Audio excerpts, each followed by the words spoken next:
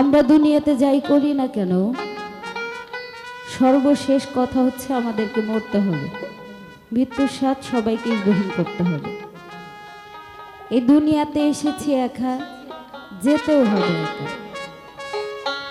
শুধু বেঁচে থাকবে কর্মটা, কি করে গেলাম দুনিয়াতে, এটাই শুধু বেঁচে থাকবে। আজকে কাশেম চান তার কর্মের জোরে সকলের কাছে বেঁচে আছে। একটা সাধারণ মানুষ মারা গেলে তার কাছে কিন্তু এত মানুষ যায় না। পাগলের কাছে কেন এত মানুষ আসে? অবশ্যই তার কাছে কিছু না কিছু আছে, তার সেই কর্মটা আছে বিধায় তার কাছে মানুষ আসে। সে মরেও বেঁচে আছে। তো তেমনি করে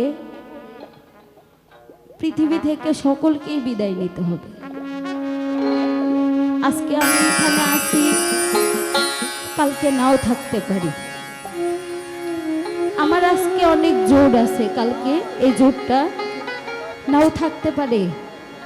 আজকে আমি অনেক অহংকার করতেছি, এই অহংকারটা কালকে আমার নাও থাকতে পারে। আমি মরে গেলে আমার লাশটাও কেউ একদিনের জন্য ঘরে রাখবে না। আমি সবার এত প্রিয়, কিন্তু মরে গেলে কেউ বলবে না যে এই লাশটাকে একটা দিন আমি ঘরের ভিতরে রাখি। বলবে তাড়াতাড়ি এই লাশটাকে কবর দাও।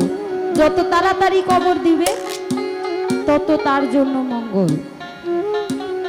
তো এই দুনিয়া ছেড়ে প্রত্যেকটা মানুষকে সকলকেই চলে যেতে হবে।